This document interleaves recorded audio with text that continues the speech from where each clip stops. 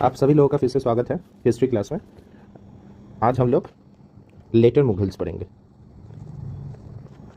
Letter Mughals and the decline of Mughals. ठीक है, तो टॉपिक है कि later Mughals and decline of Mughals.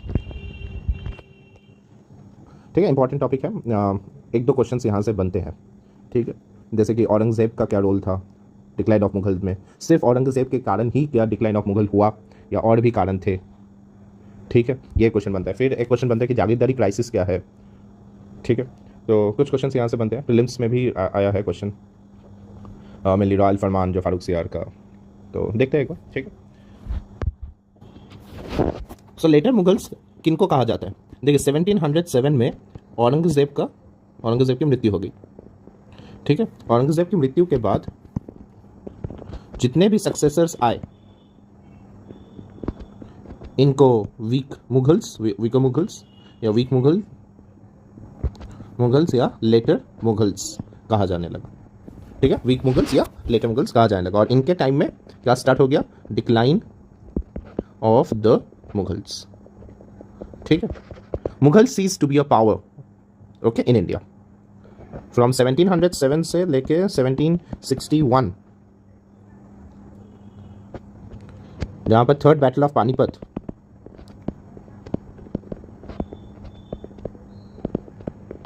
हुआ, फिर 1764 बैटल ऑफ बक्सर, और फिर 1765 ट्रीटी ऑफ इलाहाबाद, जिसमें जो मुगल एम्परर हैं वो एक पेंशनर बन गए ऑफ ब्रिटिशर्स। सोचिए ये हाल हुआ कितना टाइम, बस 1707 से 1765। औरंगज़ेब जब तक जिंदा था तब तक कोई ऐसा सोच भी नहीं सकता था कि इतनी जल्दी चीज़ें खराब हो जाएगी, है ना। क्योंकि वहाँ तक एक पावरफुल, हाँ औरंगज़ेब के टाइम में भी बहुत सारे प्रॉब्लम्स चैलेंजेस फेस कर रही थी मुगल एम्पायर, वो हम देखेंगे। औरंगज़ेब की नीतियों के कारण भी बहुत सारा पतन हुआ है। ठीक है, वो भी हम देखेंगे। और औरंगज़ेब की नीतियों का भी एक कारण था। ठीक है, तो उसको हम थोड़ा डिस्कस करेंगे। बाकी जब मेडाइवल करेंगे तब हम उस पर ज़्यादा चर्चा करेंगे। ठीक है, तो औरंगज़ेब की मृत्यु हुई 1707 में, 1761 में third battle of Panipat, 1764 battle of Buxar और 1765 ट्रीटी ऑफ इलाहाबाद खत्म। मतलब मुगल एम्पायर, मतलब मुगल डायनेस्टी खत्म नहीं हुआ। मुगल डायनेस्टी 1857-58 में जब बैटल, मतलब फर्स्ट रिवॉल्ट और फर्स्ट वॉर ऑफ इंडिपेंडेंस कहा जाता है, बैटल ऑफ रिवॉल्ट ऑफ 1857 या फर्स्ट वॉर ऑफ इंडिपेंडेंस। मुझे ये थोड़ा ज़्यादा अच्छा लगता है, फर्स्ट वॉर ऑफ इंडिपेंडेंस। ऐसा लगता है कि हम लोगों ने इंडिपेंडेंस के लिए लड़ा था। रिवॉल्ट तो होते रहता है, तो इसको रिवॉल्ट ऑफ 1857 कहा जाता है। ठीक है, ओके। और ब्रिटिशर्स इसको सेपॉय म्यूटिनी भी कहते हैं, लेकिन ये सिर्फ सेपॉय म्यूटिनी नहीं था। एक क्वेश्चन भी आया था इसके ऊपर कि क्या ये सिर्फ सेपॉय म्यूटिनी है, नहीं है। ठीक है, वाइड स्प्रेड पार्टिसिपेशन था इस रिवॉल्ट में। हाँ, पूरा वॉर ऑफ इंडिपेंडेंस कहा जा सकता है क्या, इसके ऊपर डिबेट हो सकता है। रिवॉल्ट तो था एक, ठीक है, तो इसके लिए रिवॉल्ट सबसे अच्छा टर्मिनोलॉजी हो सकता है। लेकिन हाँ, कुछ historians first war of independence भी कहते हैं। लेकिन आप समझिए कि फर्स्ट वॉर ऑफ इंडिपेंडेंस के लिए पूरा इंडिया अगर एकजुट हो जाता तब वो एक माना जा सकता था। लेकिन यहाँ पर एकजुटता नहीं थी। ठीक है ना तो जो पार्टिसिपेट कर रहे हैं उनके बीच में एकजुटता थी, ना ही ऑल ओवर इंडिया के सारे लोगों में, सारे प्रोविंसेस में पार्टिसिपेशन थी। बहुत सारे लोगों ने ये इसको अपोज भी किया था। ठीक है, तो पूरा पार्टिसिपेशन तो था नहीं, तो इसको पूरा वॉर ऑफ इंडिपेंडेंस, मतलब पूरा इंडिया का एक वॉर ऑफ इंडिपेंडेंस है, ऐसा कहना थोड़ा गलत हो जाता है। ठीक, तो सिपाही म्यूटिनी से तो बढ़कर था और वॉर ऑफ इंडिपेंडेंस से कम था। तो बीच का जो बचता है रिवॉल्ट, ये एक सबसे अप्रोप्रिएट टर्मिनोलॉजी है। ठीक है, क्योंकि देखिए सिपाही म्यूटिनी मतलब क्या कि कुछ सोल्जर्स ने रिवॉल्ट कर दिया, अब ऐसा नहीं था। बहुत सारे सोशल एंटिटीज़ ने, जैसे कि ज़मींदार्स ने, पेजेंट्स ने, ट्राइबल्स ने इसमें पार्टिसिपेट किया है। ठीक है, राजे रजवाड़े तो थे ही, और उनके जो सोल्जर्स वगैरह वो तो सब पार्टिसिपेट किया। फिर लोकल लीडर्स ने भी पार्टिसिपेट किया है। ठीक है, बहुत सारे जगह के लोकल लीडर्स वगैरह ने पार्टिसिपेट किया है। तो रिवॉल्ट कह सकते हैं। वॉर ऑफ इंडिपेंडेंस शायद थोड़ा एग्जैजरेटेड है मेरे ख्याल से, आप कुछ और भी मान सकते हैं। ठीक है, तो ये हुआ। इसके बाद हम शुरुआत करते हैं। फिर आशा करता हूँ कि इंट्रोडक्शन आपको अच्छा लगा होगा। ठीक है, इंट्रोडक्शन अच्छा लगना चाहिए, आंसर में भी यही है। इंट्रोडक्शन अगर थोड़ा, स्पेशली ऐसे का इंट्रोडक्शन अगर थोड़ा अच्छा हुआ तो एक इंटरेस्ट बना रहता है, नहीं तो कह रहा है कि आप ये 5 मिनट देख के छोड़ देंगे कुछ ऐसा इंटरेस्ट तो लग नहीं रहा है, लेकिन हाँ कंटेंट अच्छा है, इंटरेस्ट लगना चाहिए, देखते हैं। ठीक है, ओके। सो औरंगजेब जो था उसके 3 बेटे थे, ठीक है, ओके। उसके 3 बेटे थे, एक थे मुअज्जम, सेकंड थे कमबख्श और थर्ड थे आजम शाह, ठीक है। इनको जब औरंगजेब का राज चल रहा था तो ये थे गवर्नर ऑफ काबुल, ये थे गवर्नर ऑफ गुजरात, कमबख्श डेक्कन के थे, ठीक है, दक्कन ऐसा कहा था, Deccan okay. Anyways, so Azam Shah governor of Gujarat, ठीक है, ओके। तो ये थे उनके तीनों बेटे। अब क्या हुआ, 1707 आया, क्या हुआ, डेथ ऑफ औरंगजेब। बहुत लंबा जिया भी, 88 ईयर, और बहुत लंबा शासन भी था। तो इसके बाद इनके बेटों का मौका आया।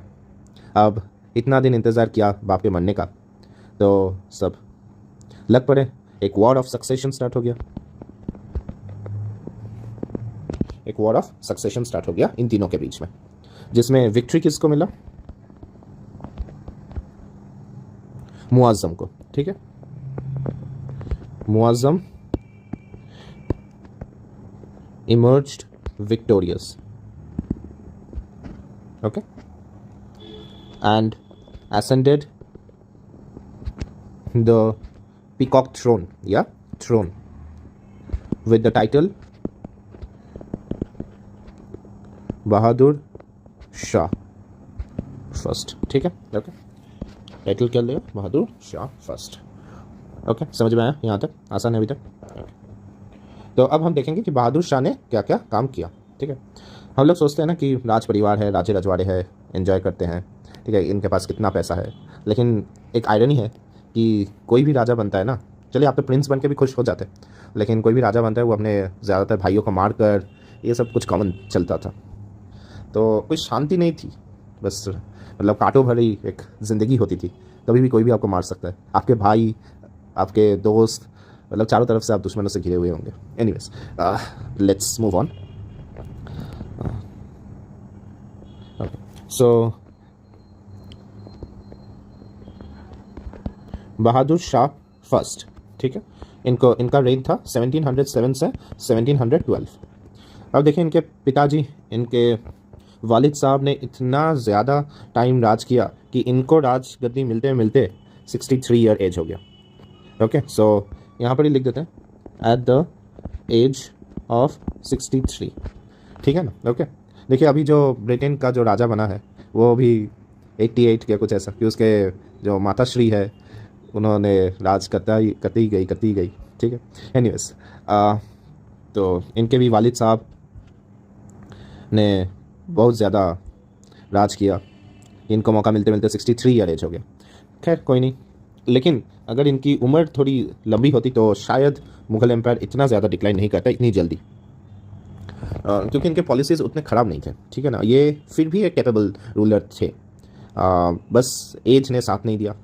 वालिद साहब की उम्र तक भी अगर बच जाते, अगर मान लीजिए 10-15 साल भी कर लेते तो भी शायद थोड़ा अच्छा रहता, लेकिन उम्र ने साथ नहीं दिया और वो जल्दी गुजर गए, ठीक है, जस्ट 5 साल ही वो राज कर पाए, ठीक है, ओके। सो फर्स्ट पॉइंट, इन्होंने क्या क्या काम किया, so he followed a liberal policy towards the nobles, ठीक है, okay.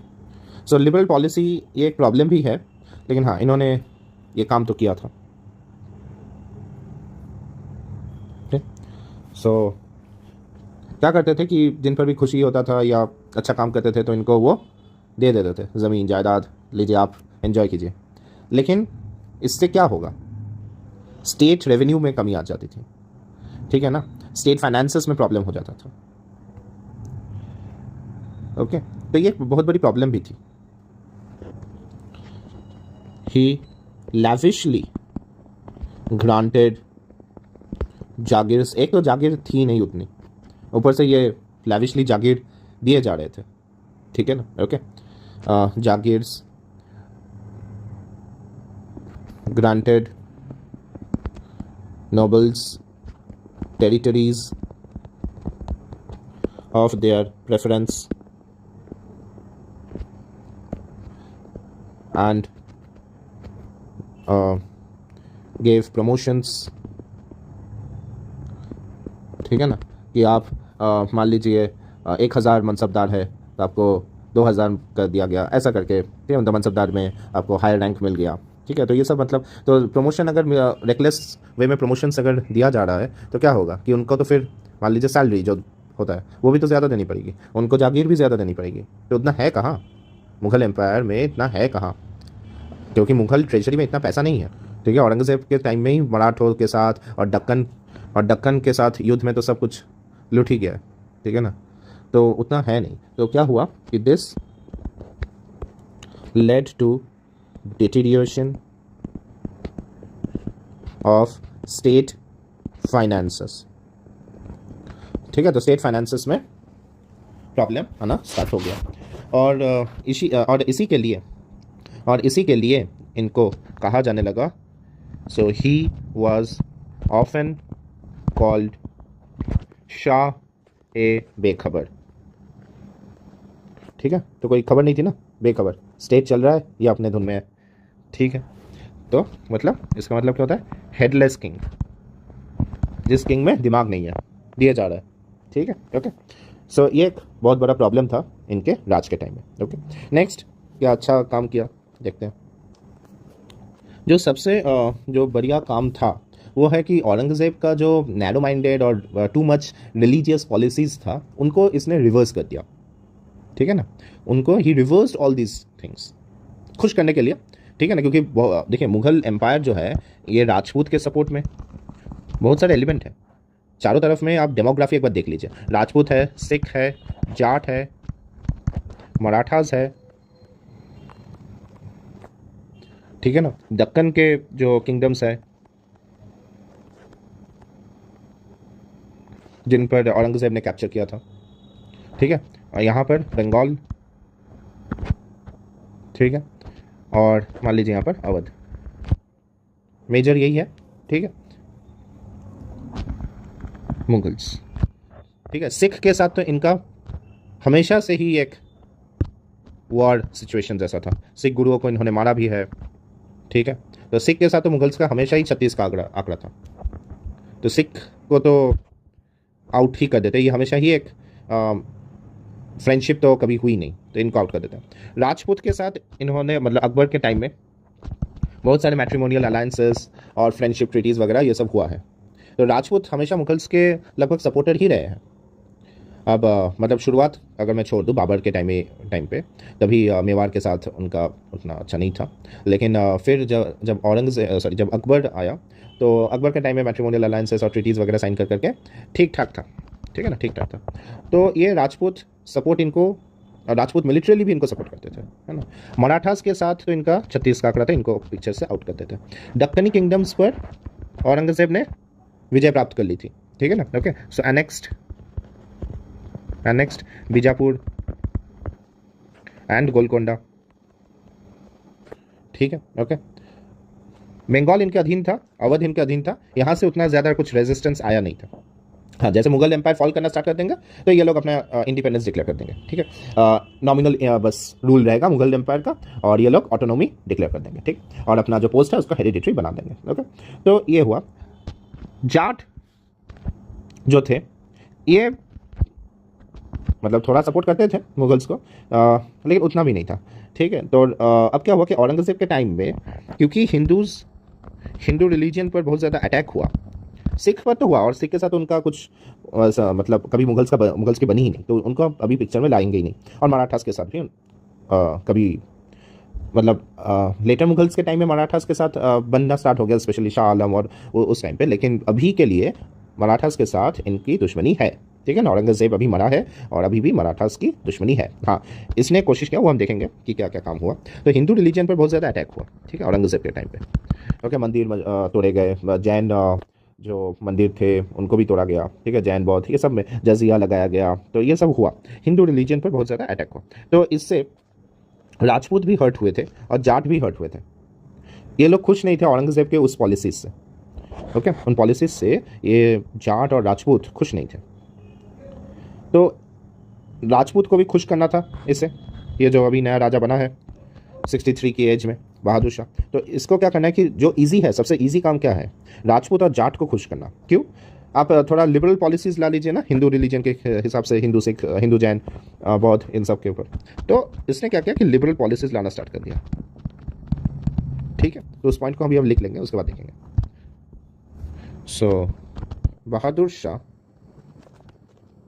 First reversed the narrow-minded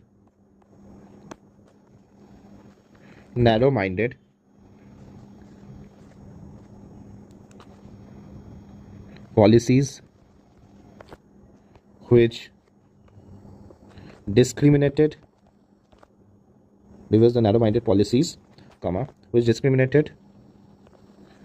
based on religion। ठीक, ब्रैकेट में भी लिख सकते हैं। सो औरंगजेब का पॉलिसी था, हम देखेंगे जब मेडावल करेंगे। तो वो डिस्क्रिमिनेट करता था रिलीजन के बेसिस में, ठीक है। तो इस discriminate on based on the religion by Aurangzeb and adopted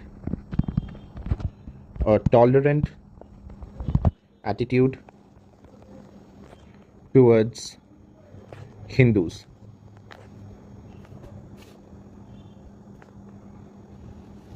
ठीक है, तो टॉलरेंट एटीट्यूड ये लेके तो आए थे, लेकिन इसमें भी एक खोट रह गई थी। क्या थी? He never abolished jizya. Okay, he never abolished jizya. ठीक है, तो जजिया इन्होंने अबॉलिश किया नहीं था। क्यों नहीं कर पाए जजिया अबॉलिश? देखिए, अगर इनके बस में होता तो ये शायद कर देते, ठीक है, ये उतने खराब नहीं थे कि ये, और ये चाहते भी थे कि टॉलरेंट एटीट्यूड लाया जाए, लेकिन स्टेट फाइनेंसेस बहुत ज़्यादा खराब थी। स्टेट फाइनेंसेस, ठीक है, Mughal state finances were in bad shape, which didn't allow for abolition of a tax। ठीक है, देखिए उनके मन के अंदर क्या चल रहा था, नहीं चल रहा था, वो अलग बात है, ठीक है, वो तो हम कभी समझ में नहीं पाएंगे। लेकिन जो पॉलिसी फ्रेमवर्क क्यों नहीं चेंज किया गया औरंगजेब का, जो जजिया वाला है, जो डिस्क्रिमिनेटरी है, तो उसको क्यों चेंज नहीं कर दिया गया? क्योंकि मुगल स्टेट फाइनेंस अभी बहुत ख़राब हालत में आ गई थी, ठीक है ना। तो वो अगर चाहते भी होंगे, अभी नहीं पता कि वो चाहते थे नहीं चाहते थे, वो अलग बात है, लेकिन अगर वो चाहते भी होंगे तो भी वो नहीं कर पाएंगे, क्योंकि पहले से ही तो रेवेन्यू कम आ रहा है, पहले से ही मुगल जो स्टेट फाइनेंस है वो ख़राब हालत में है। तो अगर एक और टैक्स हम लोग कम कर दे तो फिर प्रॉब्लम हो जाएगा, ठीक है। तो इसीलिए शायद उन्होंने नहीं किया होगा, ठीक है। नेक्स्ट, हाँ, एक चीज़ हुआ था कि औरंगजेब के टाइम में जैसे कि हिंदू मंदिरों को तोड़ा जा रहा था, तो इसके टाइम में no Hindu temples, tolerant attitude लाया गया था ना, तो कैसे, कोई एग्जांपल? तो no Hindu temples were destroyed during his reign. ठीक है, ओके। सो ये हुआ सेकंड पॉइंट। ओके, ये फर्स्ट, ये सेकंड।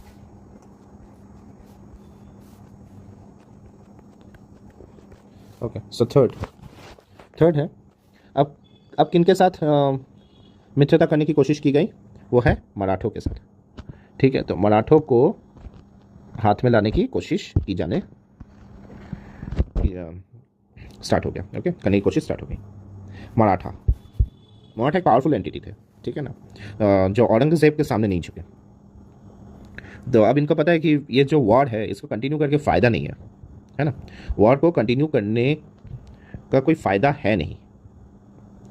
तो इन्होंने क्या किया, हालांकि ये शायद उनके मन में नहीं होगा कि डायरेक्ट हम लोग फुल रिकॉन्सिलिएशन कर ले, ठीक है ना, लेकिन वो एक हाफ हार्टेड एक अटेम्प्ट था कि हम लोग कोशिश करते हैं रिकॉन्सिलेशन की, ठीक है। लेकिन उसमें शायद मुगल कुछ थियरीज है कि, अच्छा पहले लिख लेते हैं उसके बाद वो थियरी देखेंगे, ठीक है।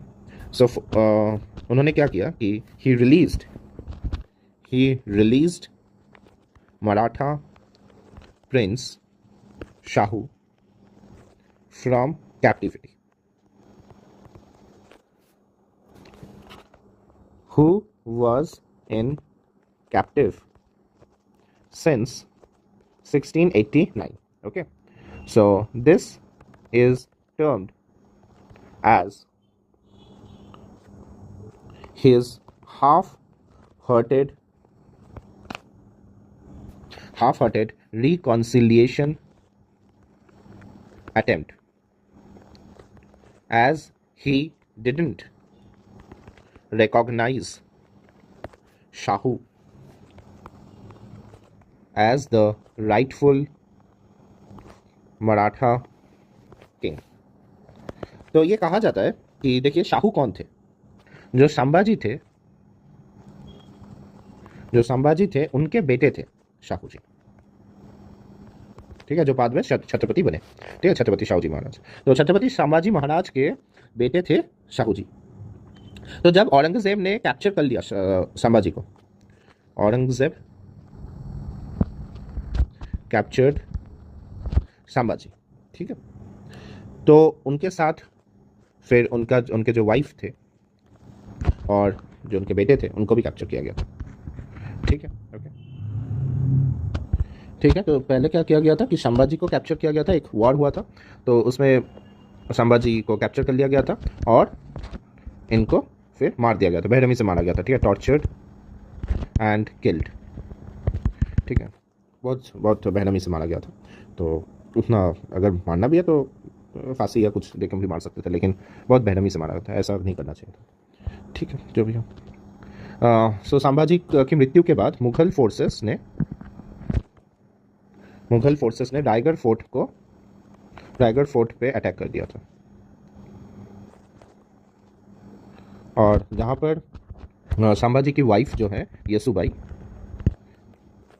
इनको और शाहू जी जो कि तभी शायद 7-8 साल के होंगे, तो उनको बंदी बना लिया गया था, और इनके साथ सकवर बाई को भी बंदी बना लिया गया था, ठीक है। सकवर बाई कौन है? विडो ऑफ छत्रपति शिवाजी महाराज, ठीक है, okay.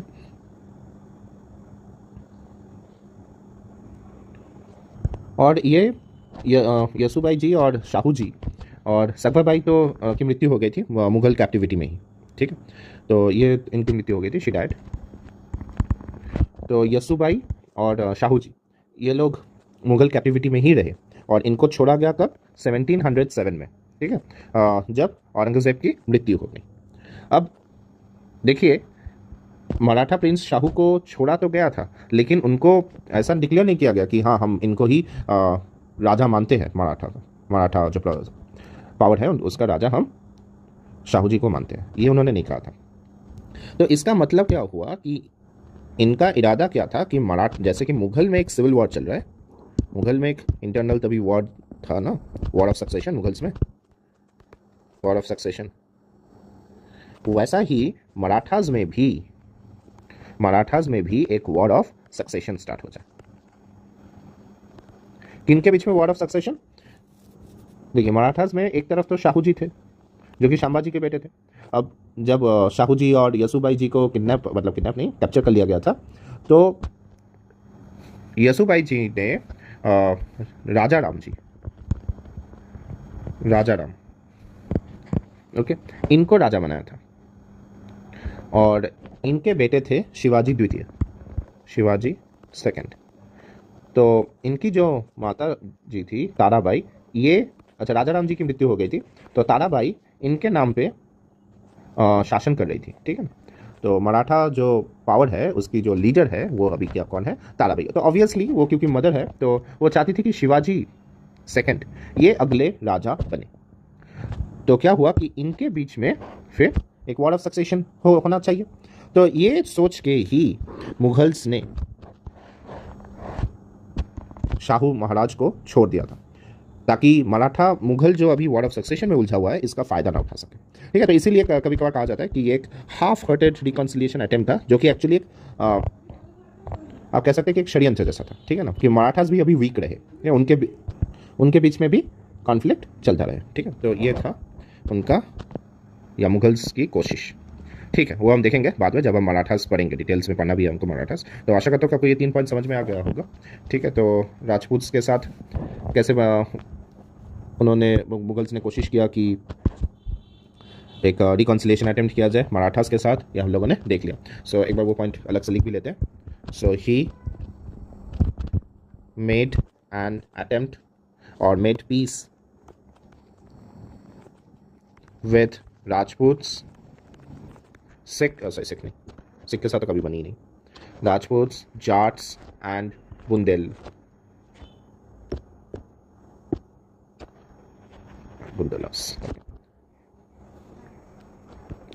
So fifth point, he gave or offered कर दीजिए, he offered a high mansab to Guru Gobind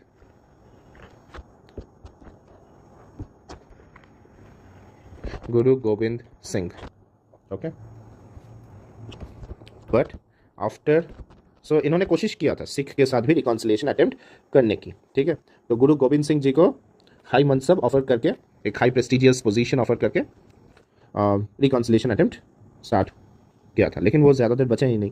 तो मतलब इसके बाद गुरु गोविंद सिंह जी ज़्यादा देर बचे नहीं। ठीक है, तो उनकी मृत्यु हो गई। तो इनकी मृत्यु के बाद फिर से सिख लोग खड़े हो गए मुगल्स के अगेंस्ट। ठीक है, but after the death of Guru Govind Singh, Sikh people again revolted against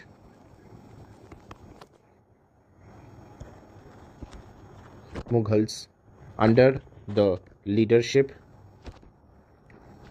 of Banda Bahadur. Okay, you should remember this name. Okay, Banda Bahadur. He is an important character. He led the revolt, okay, or continued the revolt, okay, against the Mughals. So ये हुआ।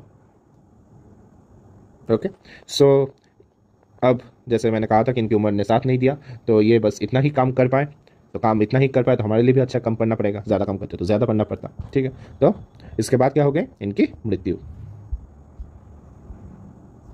एक important point miss out कर गए थे, वो एक बार देख लेते हैं, मराठास के रिलेटेड है। Okay, so he granted Maratha the Sardeshmukhi of the Deccan, but failed to grant Chauth, and thus could not satisfy the Marathas fully. ठीक है, एक इंपॉर्टेंट पॉइंट है कि उन्होंने मराठास को ग्रांट किया था सरदेशमुखी। ठीक है, क्वेश्चन कभी पूछा जा सकता है कि क्या ग्रांट किया गया था, तो सरदेशमुखी ग्रांट किया गया था बहादुर शाह के टाइम में, चौथ नहीं हुआ था। ठीक है, fail to grant chauth. Okay, so important point है ये, और ये भी एक कारण है कि ये कहा गया है कि मराठास के साथ हाफ हार्टेड रिकॉन्सिलिएशन अटेम्प्ट था। ठीक है ना, मराठास को जो चाहिए था वो ये पूरा प्रोवाइड नहीं कर रहे थे। ओके, देखिए एक कारण भी है प्रोवाइड ना करने के लिए, हालांकि हम लोग देखेंगे इन डिटेल्स ये सरदेशमुखी और ये चौथ है क्या जब हम मराठास पढ़ेंगे। ठीक है, ये एक टाइप ऑफ टैक्सेस है। अब देखिए क्या है ना कि मुगल एम्परर जो है अभी, वो अभी भी चाहते हैं कि उनका कंट्रोल बना रहे, तो टैक्सेस जो कलेक्ट करता है उनकी अथॉरिटी हो जाती है ना उस जगह पे, वो उनको पावरफुल माना जाता है। मान लीजिए कि अभी इंडियन गवर्नमेंट आपसे टैक्सेस लेती है, क्यों? क्योंकि वो पावरफुल है। हमारे देश में इंडियन गवर्नमेंट जो है वो सबसे ज़्यादा पावरफुल एंटिटी है। अगर वो नहीं रही, जैसे मान लीजिए कि ब्रिटिशर्स आए थे, तो ब्रिटिश गवर्नमेंट हम पर टैक्स लगाती थी, है ना, क्योंकि तभी वो ज़्यादा पावरफुल थे। उसके पहले जो मुगल्स थे वो लोग टैक्सेस लगाते थे। बीच में जो जगह मराठा के अंडर आया, मराठास टैक्सेस लगा, तो जो सबसे ज़्यादा पावरफुल होता है वो उसी के पास टैक्स लगाने का मौका आता है ना, जो जिसके अधीन वो जगह है। अब मान लीजिए कि मराठास दक्कन एरिया में अगर टैक्सेस वसूलना स्टार्ट कर दे तो इसका मतलब क्या हो जाएगा कि मराठास वहाँ के सबसे ज़्यादा पावरफुल है। ओके, मराठास जो है वो उनका एरिया है दक्कन, ऐसा हम लोग मान लेंगे। ठीक है, तो ये तभी नहीं हुआ था क्योंकि मुगल्स तभी भी कोशिश कर रहे थे कि दक्कन जो है वो मुगल के अधीन ही रहे, यहाँ तक कि महाराष्ट्र और कर्नाटका रीजन भी। लेकिन आपको पता ही है कि ऐसा होने तो वाला नहीं है। ठीक है, क्योंकि मुगल्स रैपिडली डिक्लाइन कर रहे हैं। ओके, सो नेक्स्ट में आते हैं। सो 1712 डेथ ऑफ बहादुर शाह।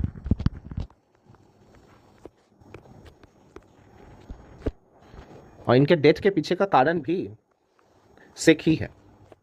ठीक है, एक तो उनकी उम्र भी ज़्यादा हो गई थी, तो लड़ाई वगैरह कैंपेन फिर भी करते थे, और एक कैंपेन के दौरान ही जो कि अगेंस्ट बंदा बहादुर था,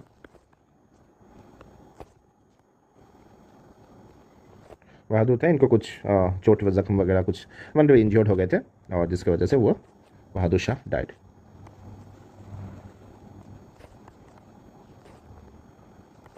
ओके, जो भी हो, तो इनकी मृत्यु हो गई।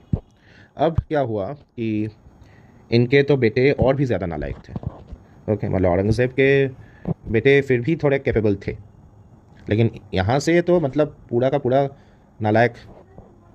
ठीक है, तो ये तो सब नालायक थे। तो इसके बाद कौन आया? जहांगीर शाह।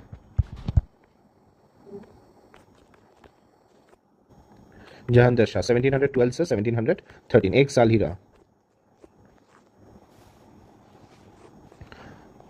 देखिए, जहांगीर शाह करने से पहले एक हम टॉपिक लेते हैं कि जैसे ही बहादुर शाह का डेथ हो गया, इनके बेटे तो और भी ज़्यादा नालायक थे। इन्होंने तो मतलब इनके अंतिम क्रियाक्रम भी नहीं की, बॉडी ऐसे पड़ी रही, और इनके बेटे लड़ते रहे गद्दी के लिए।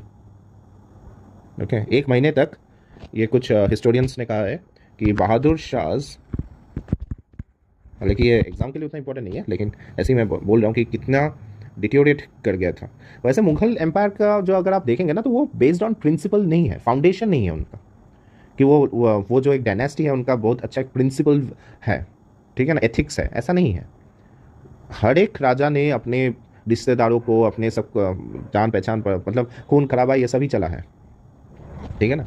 ओके, तो हाँ, कुछ ने थोड़ा अच्छा रूल किया, कुछ ने खराब रूल किया, वो अलग बात है। कुछ राजा स्ट्रांग रूलर्स थे, अच्छे थे, कुछ खराब थे, वो अलग बात है। लेकिन राजा बनने के लिए उन्होंने जो जो काम किया है वो उतना अच्छा नहीं है। ठीक है, उतना अच्छा नहीं है। एक क्लियर लाइन ऑफ जो सक्सेशन वो नहीं था। जो ज़्यादा पावरफुल होता था वो गद्दी पे बैठता था। ठीक है ना। तो इसके लिए क्या होना होता है कि जो भाई है, मान लीजिए 2 3 4 भाई है, उनके बीच में जंग छिड़ जाती थी। जैसे ही जो रूल कर रहा है उसका डेथ होता था तो जंग छिड़ जाती थी। तो एक लाइन यहाँ पर लिख के उसके बाद हम डिस्कस करेंगे। Bahadur Shah's body remained unburied for about a month. सोचिए, 1 महीने तक, मतलब तो बॉडी तो पूरी सड़ी गली हो गई होगी। सोचिए, इतना खराब हालत है। ठीक है ना, इसीलिए कहते हैं ना कि प्रिंसिपल्स, एथिक्स वगैरह सीखना चाहिए, अपने जीवन में उतारना चाहिए। जो भी हो, हमें उन सब में नहीं पढ़ना है। तो इसके बाद एक फेनोमेना देखा गया कि पहले क्या थे कि जो प्रिंस थे वो आपस में लड़ते थे, और नोबल्स क्या थे, उनका साथ देते थे। अभी क्या हुआ कि nobles became the king makers. Nobles became the king makers and the kings were mere puppet in their hands. Situation reverse हो गई। अभी नॉबल्स ज़्यादा पावरफुल हो गए, और नॉबल्स एक ग्रुप, मान लीजिए नॉबल का एक ग्रुप है, ये एक जन को कर रहा है। मान लीजिए एस्पायरेंट है, ये भी एस्पायरेंट है राजा बनने के लिए। ठीक है, जो भी हो, तो ये एक एस्पायरेंट 1 है, और मान लीजिए 2 भाई है, एस्पायरेंट 2 है, मान लीजिए 3 भाई है, चलिए एस्पायरेंट 3 है।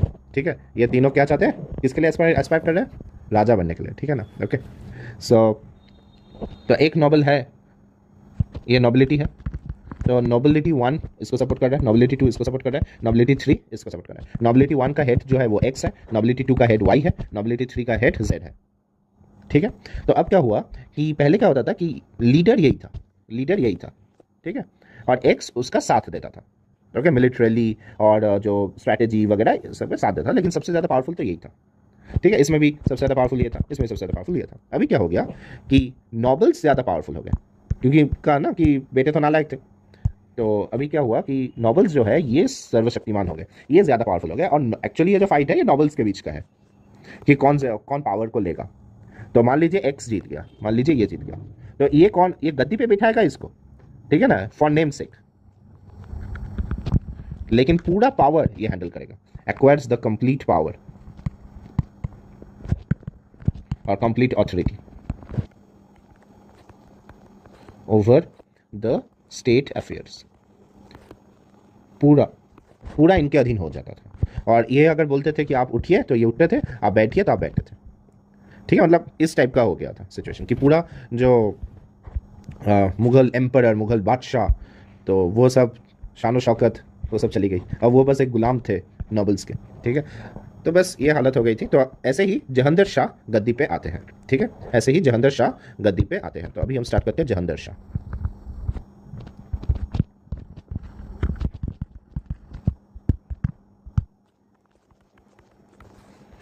इनका तो टेन्योर शुरू होने से पहले ही खत्म हो जाता है। ठीक है, 1712 से 1713। तो Jahangir Shah was the first. देखिए, हर चीज़ में फर्स्ट बनना अच्छी अच्छी बात है, लेकिन कुछ चीज़ों में नहीं भी। तो ये थे first puppet ruler. So first puppet ruler in Mughal India. Okay, so किन के सपोर्ट में से आए थे ये, मेन वो है, तो इसलिए उसको हाईलाइट करके लिख रहा हूँ मैं। सोचिए, जहांगीर शाह को मैंने हाईलाइट नहीं किया, मैंने किसको हाईलाइट किया, जो नॉबल थे। So he was supported by Zulfiqar Khan. Okay, Zulfiqar Khan who was made the wazir. जो नॉबल आता था, जो हेड नॉबल था, उसको हमेशा वजीर बना दिया जाता था। ठीक है, who controlled all the affairs of the empire। ठीक है, ओके, समझ में आ रहा है, आशा करता हूँ। सो अभी हम काम देखेंगे कि जहांगीर शाह के टेन्योर में जुल्फिकार खान ने क्या क्या काम किया। ठीक है, मेन काम तो जुल्फिकार का ही है। ओके, तो जुल्फिकार ने ही सब कुछ किया in the name of emperor. Okay, तो first point, Zulfiqar build friendly relations with the Marathas, the Rajputs,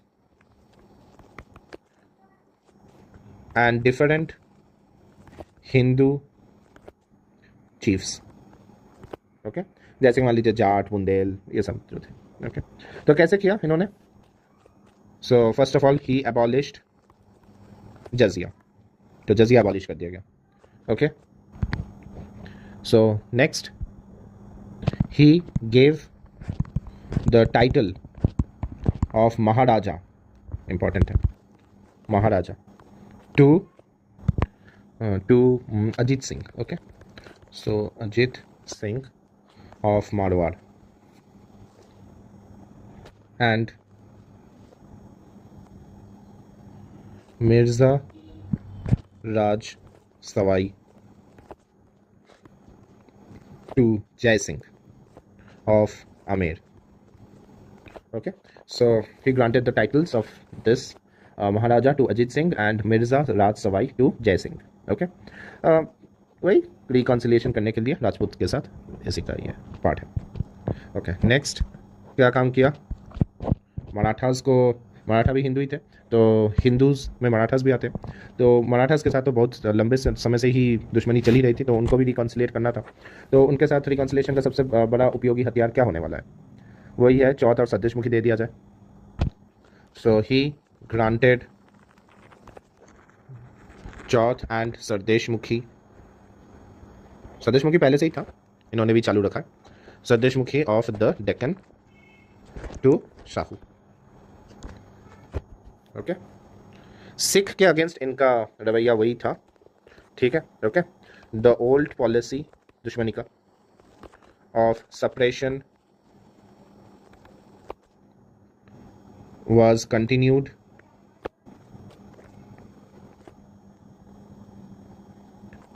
against बंदा बहादुर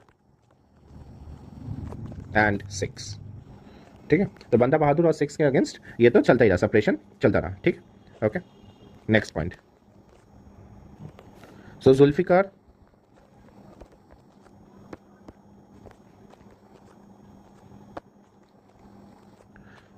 ने क्या किया कि फाइनेंशियल जो कंडीशन है उसको भी इंप्रूव करने की कोशिश की। ठीक है, so Zulfiqar also tried to improve the financial situation of the empire by checking reckless grants of jagirs and officers। Okay, मतलब जो पहले जो प्रमोशंस वगैरह ये सब जो दिया जाता था, ये उस पर अभी नियंत्रण लाया गया। ओके, और इसके साथ ये भी हुआ था कि जो भी मनसबदार थे उनको जो ट्रूप्स वगैरह मेंटेन करना होता था उसको स्ट्रिक्टली एनफोर्स किया गया कि आपको ये सब करना ही है। ठीक है, तो एक और चीज़ है जिसके लिए ये बड़े ही इनफेमस है, वो है ijara system. Okay, so he introduced the evil practice of ijara जो कि है रेवेन्यू फार्मिंग। इसको हम डिटेल्स में देखेंगे। ठीक है, अंत कैसे हुआ? 5, he was defeated by Farooq सियार। ठीक है, फारूक सियार हु वॉज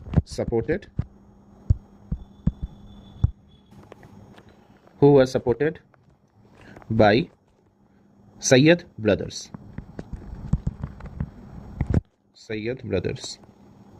इनकी भी अलग कहानी है सैयद ब्रदर्स की, इनको हिस्ट्री में किंग मेकर्स कहा गया है। ठीक है, तो वो हम देखेंगे।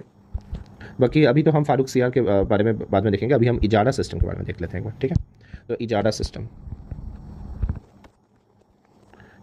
या इजारा इसको कहा जाता था, रेवेन्यू फार्मिंग होता है। ठीक है, रेवेन्यू फार्मिंग सिस्टम, इजारा सिस्टम भी कहा जाता है कभी कभार। ठीक है, तो ये क्या था? ये एक टाइप का ना जमींदारी सिस्टम था, टाइप ऑफ। तो क्या होता था कि मान लीजिए एक पीस ऑफ लैंड है, इसका ऑक्शन होगा, जो हाईएस्ट बिडर है, ठीक है, वो मान लीजिए बोलेगा कि ठीक है मैं सालाना 1,00,000 रुपए दूंगा यहाँ पर टैक्स के हिसाब से। ठीक है, इस लैंड के लिए मान लीजिए हाईएस्ट बिडर का बिड है।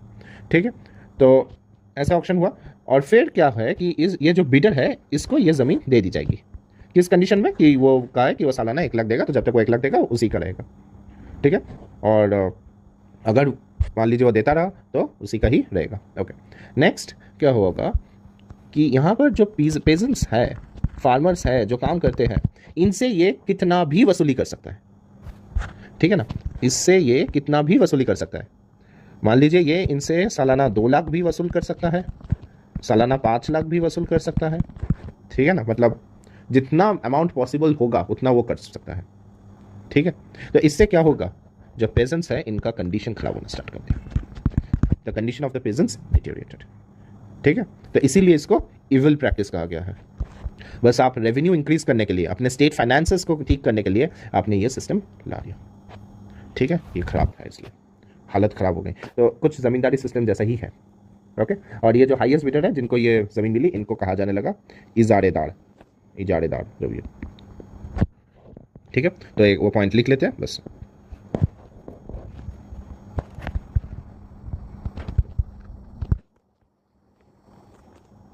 So under this system, tax collection authority was given by bidding process. Okay, bidding process.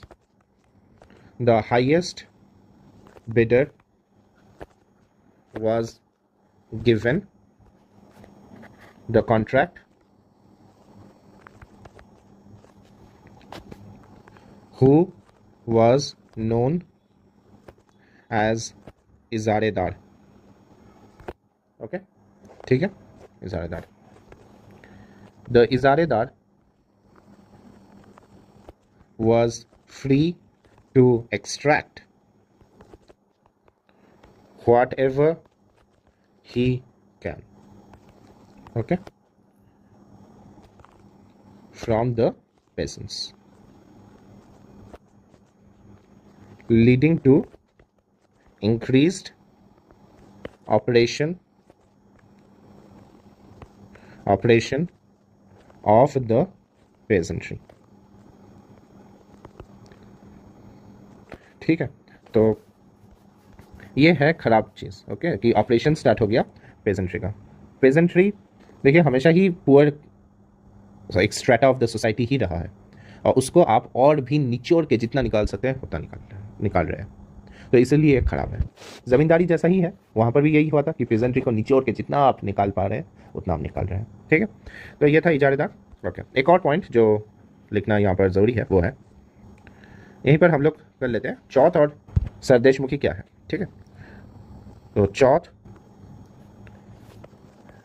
1/4 of the revenue assessment. ठीक है, तो जो भी मान लीजिए एक एरिया है, ये एक एरिया है, यहाँ पर मान लीजिए 100 रुपये, मान लीजिए 100 रुपये वहाँ का रेवेन्यू असेसमेंट है। ठीक है, मान लीजिए 100 रुपये वहाँ का रेवेन्यू असेसमेंट है, उससे 25 रुपये, उसका 25 मतलब 25%, तो 25 रुपये उसमें से मराठास को देना पड़ेगा। ओके, तो समझ में आ रहा है कि 100 में से 25 रुपये मराठास को देना पड़ेगा, बाकी 75 मुगल को जाएगा, मुगल एम्पायर को।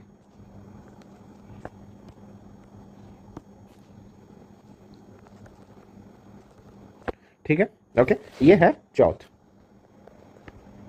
अब इसके अलावा क्या है, sardeshmukhi.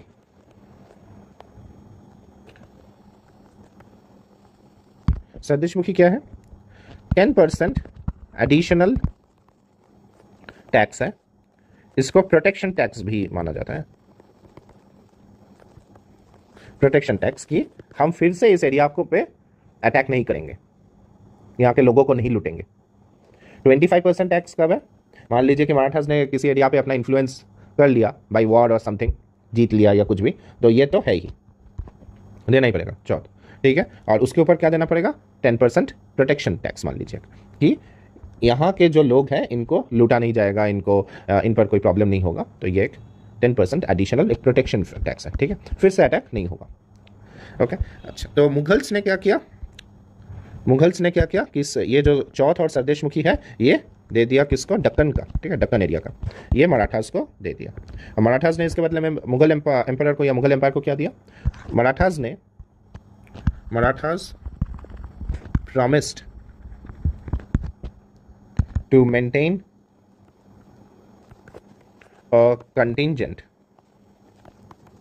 of 15,000 soldiers in the service and protection of Mughal emperors। ठीक है, तो यहाँ से क्या हो गई, एक तरीके से आप कह सकते हैं कि सुलह हो गई मराठास के साथ। इसके बाद मराठास के साथ वो डायरेक्ट एनमिटी रिलेशन नहीं था। ठीक है, हालांकि मराठास तभी यही चाहते थे कि पूरा इंडिया उनके अंडर में ही आ जाए, मुगल इन्फ्लुएंस को ख़त्म कर दिया जाए, लेकिन फिर जो बाजीराव, पेशवा बाजीराव के बाद से जो था वो ज़्यादातर ये था कि ठीक है वो एक सेंट्रल पावर है और यहाँ पर हम लोग पावर है। ठीक है, तो वो लोग मतलब वैसे मतलब मुगल को एकदम हटा देना ये नहीं चाहते थे। ठीक, एक सेंट्रल पावर है, ठीक है, चलिए, एक सिंबॉलिक पावर है, कुछ पावर तो है नहीं उनके पास ना, तभी मुगल 1750s आते हैं तो मुगल्स के पास उतना पावर तो रहा ही नहीं, तो वो एक सिंबॉलिक पावर है। ठीक है, वो एक सिंबल ऑफ यूनिटी है। मुगल्स एक्चुअली बाद में क्या बन गए, मुगल्स एक्चुअली बाद में बन गए एक सिंबल ऑफ यूनिटी, बस यही था।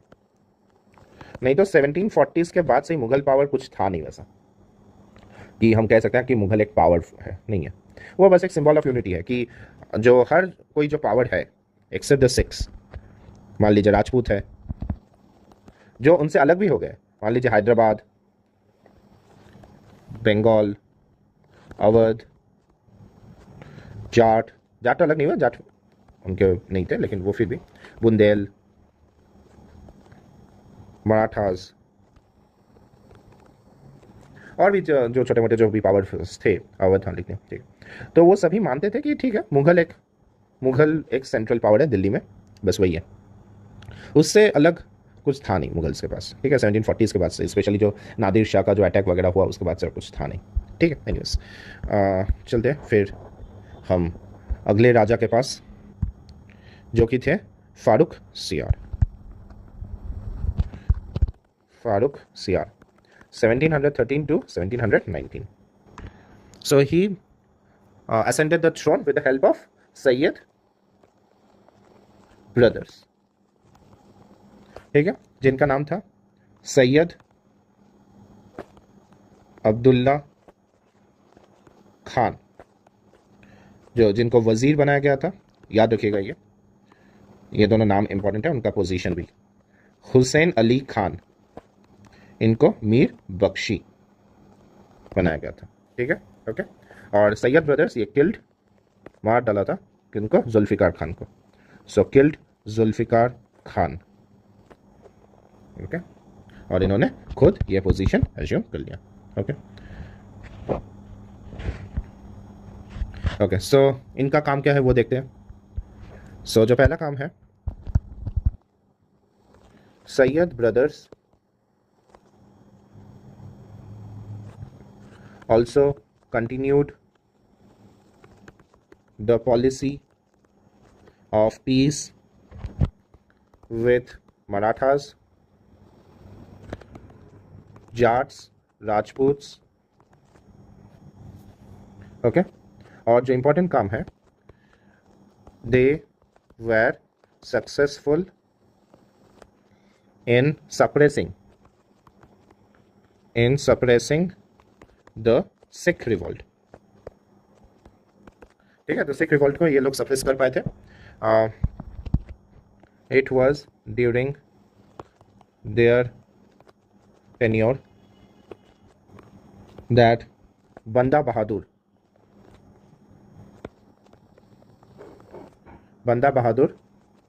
बताइए, सिख लीडर वॉज एग्जीक्यूटेड। ठीक है, तो बंदा बहादुर को भी इन्होंने मार दिया। सैयद ब्रदर्स जो है, सैयद ब्रदर्स इन्होंने completely abolished jizya and pilgrimage tax.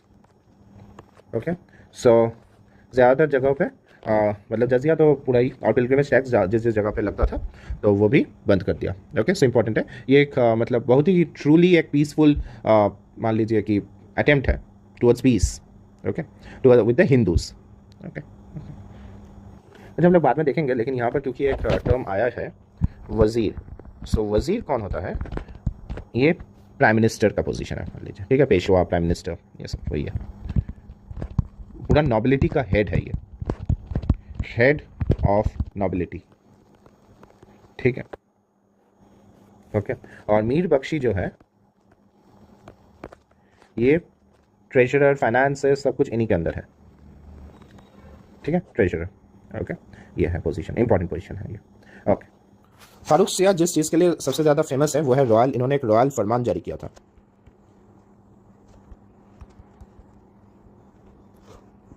Okay, royal Farman of 1717 किस लिए जारी किया था? क्योंकि एक ब्रिटिश फिजिशियन थे विलियम हैमिल्टन, ओके, जिन्होंने क्योर किया था फारूक सियार को, क्योर्ड फारूक सियार। ठीक है, ओके, सो वही थैंक्स बोलने के लिए ये जारी किया था। सो प्रोविजंस देखते हैं। सो पहला जो प्रोविजन है वो है the company was permitted to carry on trade in Bengal, Bombay and Madras free of customs duty। ठीक है, इन पर कोई कस्टम ड्यूटी नहीं लगेगा। Next, the company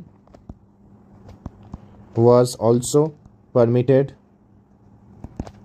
to mint its own coin and further fortify Calcutta. इसको लेकर विवाद भी था, ठीक है। फोर्टिफिकेशन ऑफ कैलकाटा एक मेजर सोर्स ऑफ कन्फ्लिक्ट बनेगा बाद में, जो भी हो।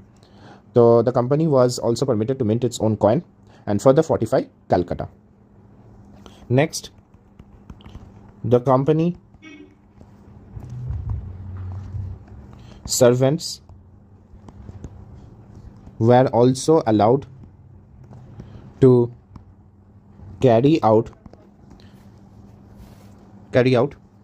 private trade, ठीक है, but they were required to pay the same tax as Indian merchants, which was never followed though, ठीक है। तो क्या हुआ कि इंडियन मर्चेंट्स के जैसे ही उनको भी टैक्स पे करना होता था, ठीक है। उनको अलाउ किया गया था कि कंपनी सर्वेंट्स भी अलग से अपना प्राइवेट ट्रेड कर सकते हैं, लेकिन उनको जो इंडियन मर्चेंट्स जो टैक्स पे कर रहे हैं उनको भी वही टैक्स पे करना होता है, लेकिन यह माना नहीं जाता था। बहुत ही ज़्यादा करप्शन था, कल भी हम लोगों ने देखा था कि कितना करप्शन था, जो भी हो। सो अब आते हैं फारूक सियार के अंत में। तो 1717 में ये हुआ, ये हो गया। उसके बाद देखिए फारूक सियार क्या है ना कि बहुत ही एक इनकेपेबल रूलर है, ठीक है। फारूक सियार was highly incapable ruler, okay, and was easily influenced by flatterers, ठीक है ना। तो ऐसे ही नॉबल्स क्या कि देखिए अब नॉबिलिटी में भी ना बहुत ज़्यादा डिविजन्स था, ठीक है ना। तो क्या क्या डिविजन्स था नॉबिलिटी में? हम लोग नॉबिलिटी को 4 ग्रुप्स में डिवाइड कर सकते हैं। एक तो है जो तुर्क है, मुगल्स भी तुर्क थे, ओके। सो जो तुर्क है। नेक्स्ट, ओके, तुर्क या तुर्रानी कह सकते हैं इनको, ठीक है। ईरानी भी थे जो पर्शियन ओरिजिन के थे, ईरानी या ईरानियन जो भी है, ईरानी, ओके। अफगान भी थे जिनको दुरानी कहा जाता था, ठीक है। और हिंदुस्तानी थे, ठीक है ना। तो अब क्या है कि मान लीजिए कि कोई एक ग्रुप पावर में आ जाए, जैसे कि जो सैयद ब्रदर्स है, तो जो सैयद ब्रदर्स थे उनको हिंदुस्तानी जो नॉवेल्स है, ठीक है, सैयद ब्रदर्स, उनको जो हिंदुस्तानी नॉवेल्स है उनका पूरा सपोर्ट था, ठीक है, उनका पूरा सपोर्ट था। तो ये था हिंदुस्तानी नॉवेल्स, मतलब जो हिंदुस्तान के जो मुस्लिम्स थे, ठीक है। तो अब क्या हुआ कि जो बाकी जो ग्रुप है, ये लोग क्या करते थे कि राजा के कान भरते थे कि आप इनको छोड़ दीजिए, ये आपको मार डालेगा, आपके खिलाफ षड्यंत्र करेगा, ये वगैरह वगैरह, ये सब, आप इतने महान राजा है, आपको ऐसे पपेट बन के नहीं रहना चाहिए, ये सब कुछ वो लोग कहना स्टार्ट कर दिए। तो इससे क्या हुआ, और उनको भी लगा, राजा को भी लगा कि हाँ भाई सैयद ब्रदर्स का पावर तो बहुत ज़्यादा है, मेरा तो पावर है ही नहीं। तो इससे उनके बीच में कन्फ्लिक्ट स्टार्ट हो गया, okay. So due to the overwhelming powers of the Sayyid brothers, differences grew between Farooq Siyar and the Sayyid brothers. तो एम्परर ने चाहा भी इनको मरवा देने के लिए कोशिश भी किया, लेकिन ये फेल कर गए। तो अब बारी थी सैयद ब्रदर्स की, तो सैयद ब्रदर्स ने इनको मार दिया। तो इन 1719 Syed brothers forged an alliance with Peshwa Balaji Vishwanath, जो पहले हेरिडिटरी पेशवा भी हैं, okay. So Peshwa Balaji Vishwanath, and with the help of Maratha troops killed Farooq CR. तो देखिए एक मुगल के जो नॉबल्स हैं वही अपने एम्परर को मानना स्टार्ट कर दिया। Okay, so Syed brothers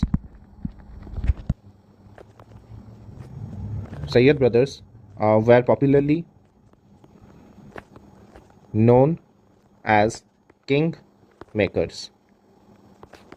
Okay, popularly known as king makers for their role, okay, in, और ये छोड़ दीजिए, लिखने जरूरत नहीं है, ठीक है। सो ये क्या है कि अपने हिसाब से राजा को बैठाते थे और गिरा भी देते थे, ठीक है। बट हाँ, इनका काम खराब नहीं था। They tried to save the empire from rebellions and administrative disintegration, okay, but they failed due to court intrigues, okay, ठीक है। तो फारूक सीआर के बाद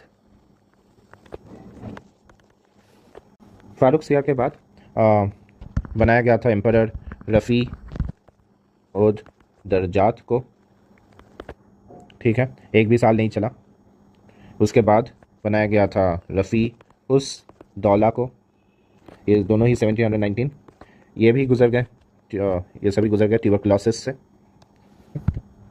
सो ही डाइड ऑफ कंजम्पशन या ट्यूबरक्लोसिस, ठीक है।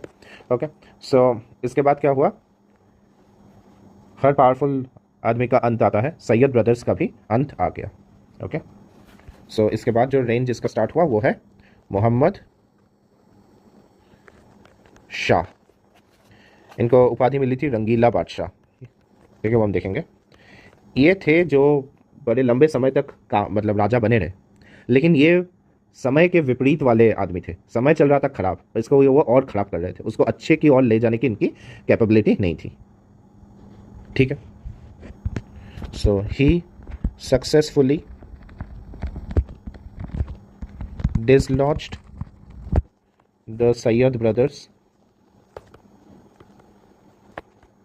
with the help of Nizam ul, तभी नाम नहीं था तो बाद में दिया गया था, तो इसको भी नहीं लिखते हैं, विद द हेल्प ऑफ चिन किलिच खान, ठीक है। मेन नोबल यही थे जो कि तुरानी ग्रुप से आते हैं, ठीक है। ये मेन नोबल थे जो कि तुरानी ग्रुप से आते हैं। ये खुद एक कथक डांसर थे। So an expert in Kathak dance, he completely neglected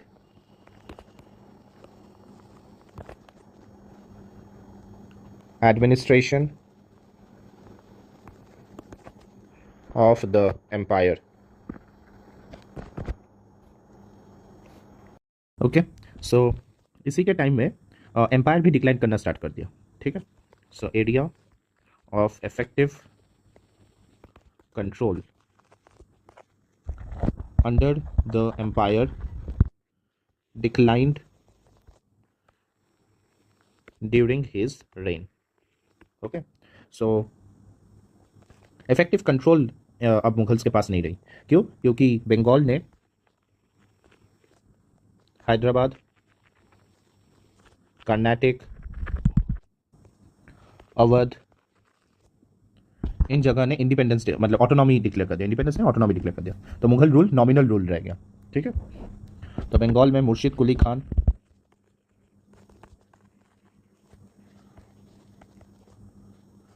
seventeen 1712 से ही ये लोग मतलब लगभग ऑटोनॉमस ही चल रहा था बंगाल।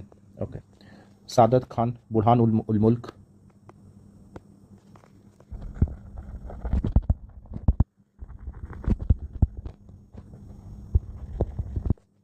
सॉरी हैदराबाद नहीं, अवध, गलती है, अवध में बुरहान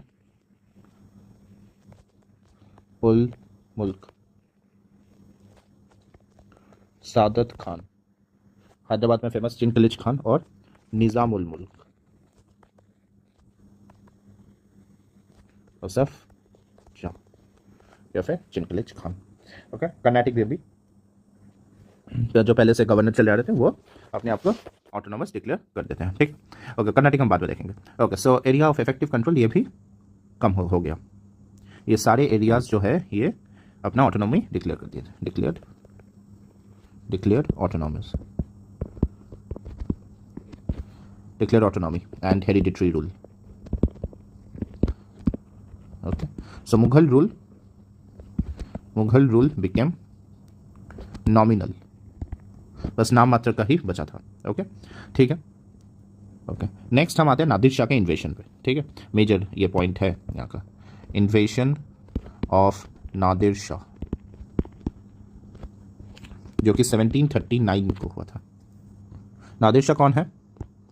नादिर शाह एक hero figure in Iran. Okay, क्यों? क्योंकि इसने एंड किया था दुरानी पावर को in Iran. So ended the Durrani power, Durrani मतलब अफगान, इन ईरान। ठीक है, तो अफगानों को भगा दिया था। ओके, तो अब क्या हुआ कि कुछ कॉन्फ्लिक्ट जनरेट हुआ between Mohammad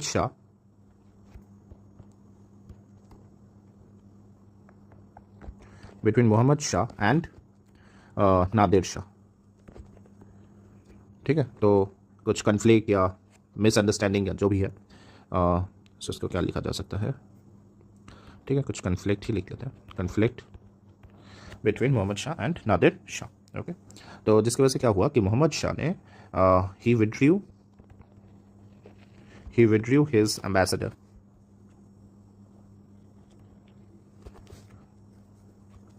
from Persian court. तो नादिर शाह ने भेजा अपना ऑनवॉय। सो ही Saint 3 envoys. The last envoy was captured by Muhammad Shah, Rangila. Okay, so he was called as the Rangila Badshah. Okay, so Rangila Badshah, उनको तो कुछ उतना आता जाता था नहीं, ठीक है, कि कैसे क्या करना है, तो ये बस अपनी ही मनमर्जी चलाते थे, जो भी हो। तो इससे ये नादिर शाह बहुत गुस्सा हो गए, व्हिच एनरेज्ड नादिर शाह। ये एक रीज़न था, और एक रीज़न भी था कि कुछ कॉन्स्पिरेसी भी थी, ठीक है ना, with in the Mughal court, Mughal nobles कह सकते हैं। जैसे कि सादत खान जो है इसने खुद इनवाइट किया था, invited Nadir Shah to invade India. ठीक है, ओके। सो नादिर शाह के इन्वेशन में जो सबसे बड़ा जो पॉइंट है वो है बैटल ऑफ करनाल, 1739। ठीक है, battle of Karnal. Okay, so Mughal emperor जो थे तभी, बताइए आपको, Badshah Rangila. So Mughal emperor Mohammad Shah completely surrendered. ठीक है, Mohammad Shah completely surrendered and he had to take Nadir Shah to his capital, that is Delhi. ठीक है, सो पूरा ही सरेंडर कर दिया था मोहम्मद शाह रंगीला ने, और फिर नादिर शाह को दिल्ली लेके गया। ठीक है, तो दिल्ली में मतलब ऐसा ट्रीट किया कि जैसे नादिर शाह ही पूरा मुगल एम्पायर का सम्राट है या बादशाह है। तख्ते ताउस पर हमेशा, जब तक दिल्ली में नादिर शाह रहा, तब तक तख्ते ताउस पीकॉक थ्रोन पे हमेशा नादिर शाह ही बैठता था। कोई मुगल एम्परर की हिम्मत नहीं है कि नादिर शाह को कहीं और बैठा के वो खुद राज सिंहासन पर बैठे। राज सिंहासन पर नादिर शाह बैठा था। ठीक है, मुगल एम्परर और जो भी मुगल दरबारी वगैरह थे सब नादिर शाह से इतने ज़्यादा भयभीत थे। तो ये बैटल हुआ था करनाल में, जिसमें बुरी तरीके से हराया गया था। मतलब हार क्या, कुछ ऐसा युद्ध ऐसा लगा ही नहीं कि रेजिस्टेंस है कुछ भी। तो बुरी तरीके से हारे मुगल मुगल एम्पायर या मुगलिया सेना। और ये करनाल है का, ये करनाल आज के हरियाणा रीजन में है। जैसे कि मान लीजिए ये दिल्ली है, तो दिल्ली पे अटैक करे इसके पहले ही मुगल जो आर्मी है ये मार्च करते हैं टुवर्ड्स वेस्टर्न साइड। और यहाँ से इस साइड से ईरान है ना, ईरान से पहले जलालाबाद, ठीक है, फिर पेशावर और लाहौर को जीतते हुए ये आए, दिल्ली की तरफ कूच किए। ठीक है, तो दिल्ली की तरफ कूच किए और दिल्ली से थोड़ी दूर, लगभग 120 किलोमीटर दूर करनाल एरिया में दोनों आर्मीज मीट किए और एक छोटी सी जंग हुई। ठीक है, बैटल ऑफ करनाल इसको कहा जाता है। तो इसमें हार मिली मुगलिया सल्तनत या मुगलिया एम्पायर को। और इसका परिणाम क्या हुआ कि जो एंटायर ट्रेजरी है, the entire treasury, Mughal treasury was looted. पूरी ट्रेजरी ही लूट ली। बहुत ज़्यादा धन नादिर शाह ने लूट लिया। ठीक है, फिर क्या हुआ इसके बाद, दिल्ली मैसेकर। देखिए कुछ अनबन हो गई थी मुगलिया कुछ सैनिकों और नादिर शाह के सैनिकों के बीच में। और कुछ मुगलिया सैनिकों ने नादिर शाह के कुछ सैनिकों को मार दिया था, जिसके फलस्वरूप नादिर शाह ने ऑर्डर किया कि पूरे दिल्ली में कत्लेआम मचा दिया जाए और पूरी दिल्ली को लूट लिया जाए। ठीक है, तो इतने ख़राब थे वो। मतलब नादिर शाह भले ही अपने देश में, ईरान में एक हीरो फिगर है, लेकिन एक हीरो फिगर को भी वार में अगर आप है भी तो वार एथिक्स को फॉलो करना चाहिए। आम सिविलियंस पे अटैक नहीं होना चाहिए, लेकिन इसने किया है। मतलब ये भले ही एक हीरो फिगर है ईरान में, लेकिन ये एथिकल पर्सन नहीं है। ठीक है, सो जनरल पॉपुलेशन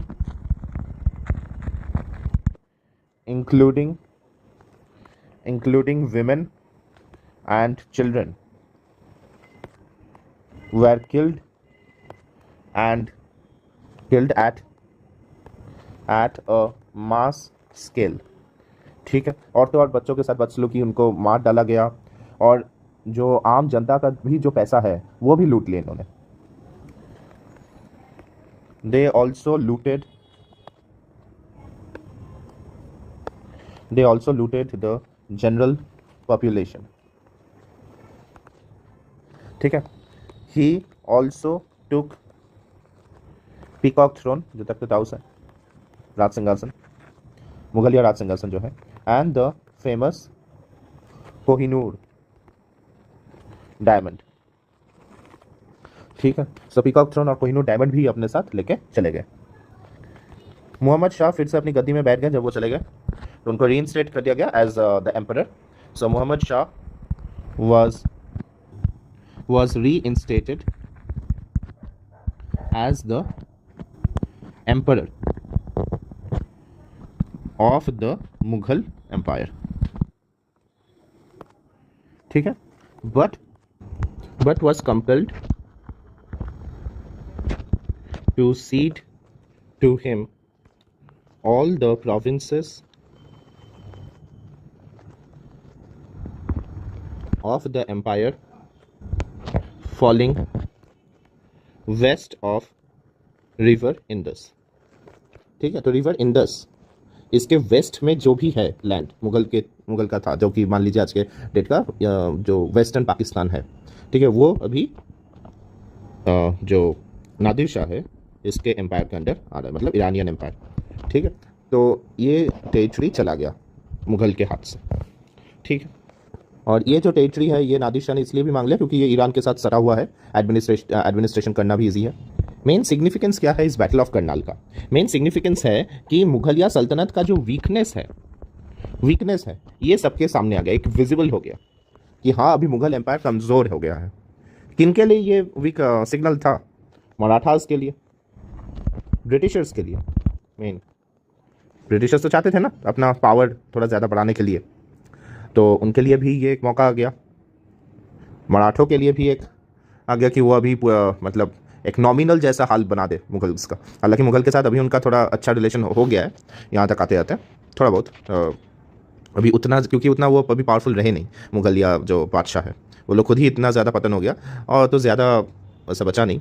लेकिन हाँ, और इसके बाद तो आप देखेंगे शाह आलम आते आते कि मराठे जो है वो मुगल्स का मदद भी करते हैं, वो हम बाद में देखेंगे। तो और लेकिन ब्रिटिशर्स के लिए बहुत ज़्यादा विजिबल हो गया, क्योंकि वो लोग तो चाहते थे कि इंडिया को कॉलोनी बनाया जाए, तो उनके लिए तो एक अपॉर्चुनिटी दिखना स्टार्ट हो गया था। ठीक है। सो Nadir शाह's invasion caused an irreparable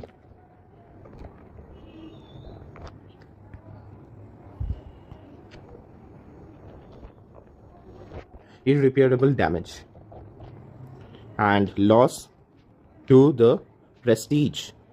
थोड़ा बहुत देखिए, मुगल एम्पायर भले ही वीक हो गया होगा, लेकिन अभी भी जो आम जनता है उसमें एक है कि हाँ, मुगल्स जो है ये हमारे बादशाह है, ये रूलिंग क्लास है, ये सर्वशक्तिमान है, अब हमारे देश में यही सब कुछ है, यही सबसे बड़ा पावर है।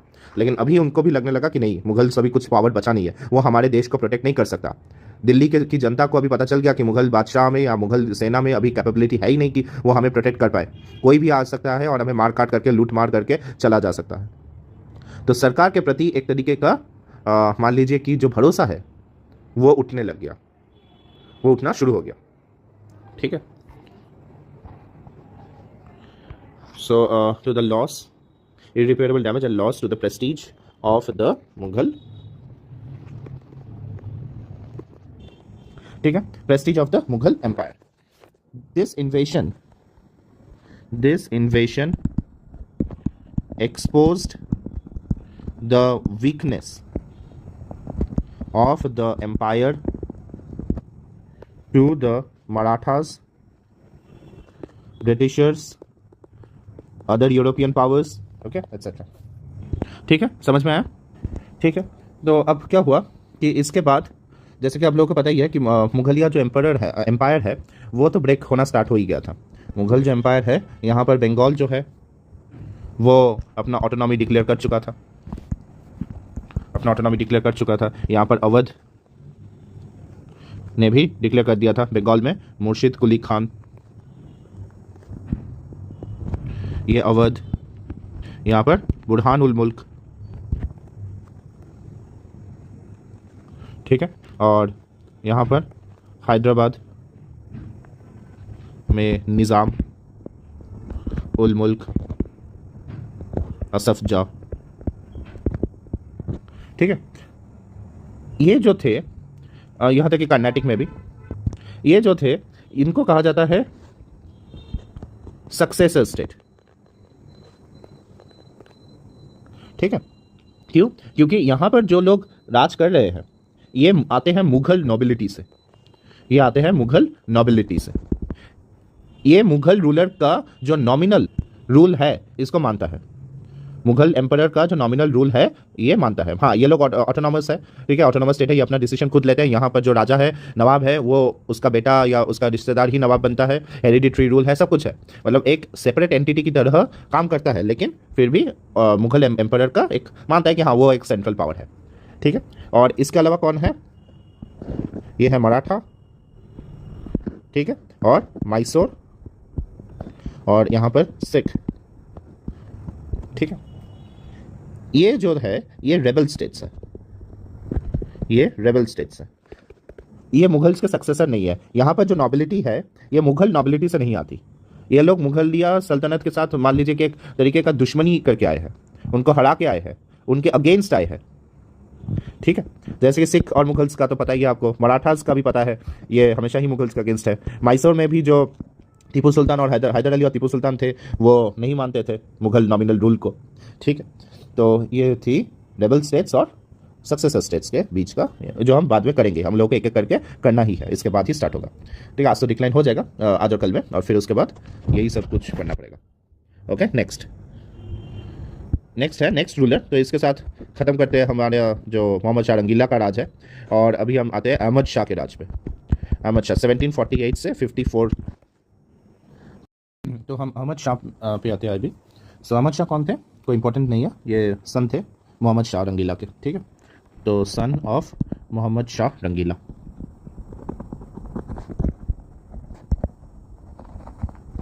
ठीक है, ओके। ये अच्छे नियत के तो इंसान थे, लेकिन इनमें लीडरशिप क्वालिटी नहीं थी, ठीक है। सो although he was a good नेचर्ड person, मतलब अपने पिताजी की तरह नहीं था कि हमेशा शराब और लड़कियों में डूबा रहने वाला, ठीक है। तो ये वैसा नहीं था, अच्छा थोड़ा बहुत अच्छा था, मतलब अच्छा ही था। इसलिए दिल्ली के जो नॉबल्स है, जो अमीर्स है वगैरह, उनको लगा था कि ये जो बंदा है जो मुग़ल फॉर्च्यून को फिर से रिवाइव कर सकता है, लेकिन ऐसा हुआ नहीं, ठीक है। लेकिन जो दिल्ली के जो दरबारी थे, जो मुगलिया सल्तनत के जो कर्मचारी दरबारी वगैरह सब थे, उनको लगता था, इनसे बहुत आशा थी कि ये अच्छा काम करेंगे, लेकिन ये भी उतने अच्छे नहीं हुए, ठीक। So, although he was a good natured person,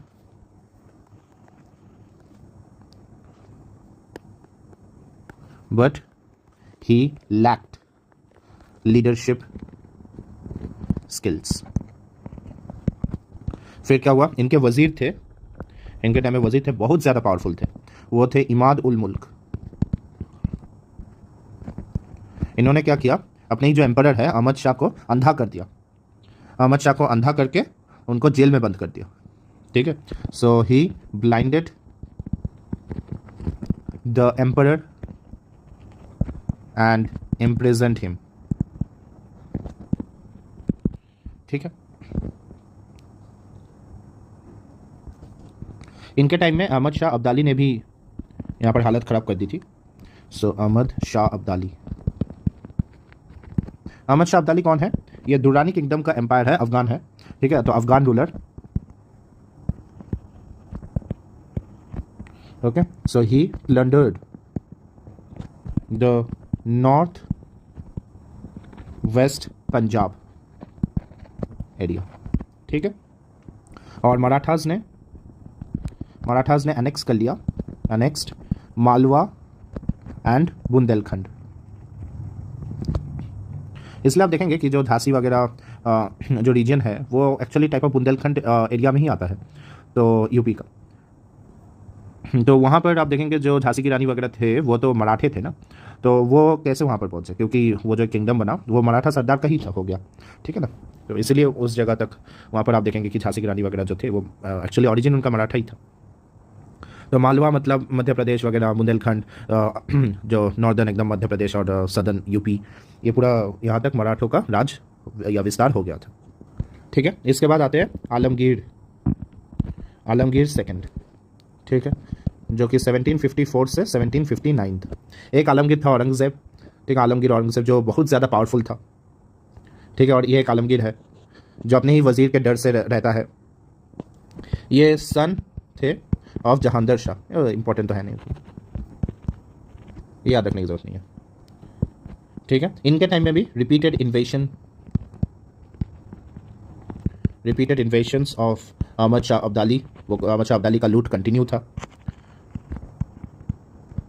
सोने चांदी वगैरह जो फर्श पर या जो किले के जो दरवाज़ों वगैरह या कहीं पर भी जो था वहाँ पर भी कभी कभार खुरेद कर वो लोग लेके चले गए थे, तो बहुत नुकसान किया था।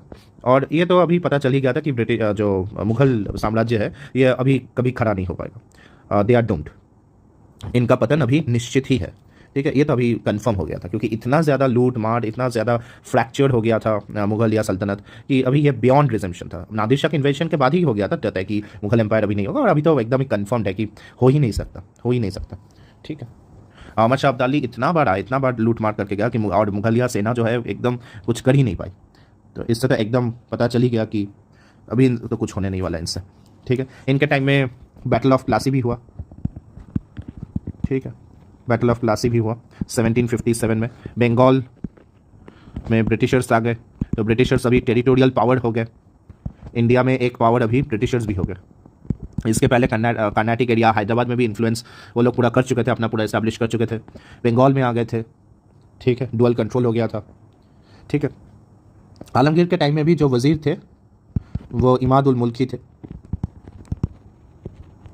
और आलमगीर को भी इमाद उल मुल्क ने मार डाला था, ओके। सो Alamgir second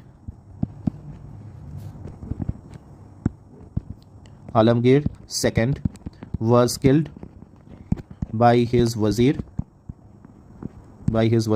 Imad ul Mulk, ठीक है, इमादुल मुल्क ने इसको भी मार दिया।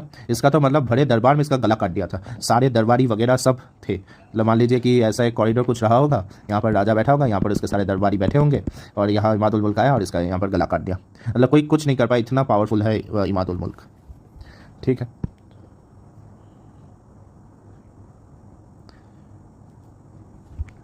ठीक है, तो इमादुल मुल्क, तो इससे हमारा आलमगीर का भी ख़त्म हो गया कहानी। इसके बाद जो इम्पोर्टेंट है वो है शाह आलम सेकंड, शाह आलम सेकंड।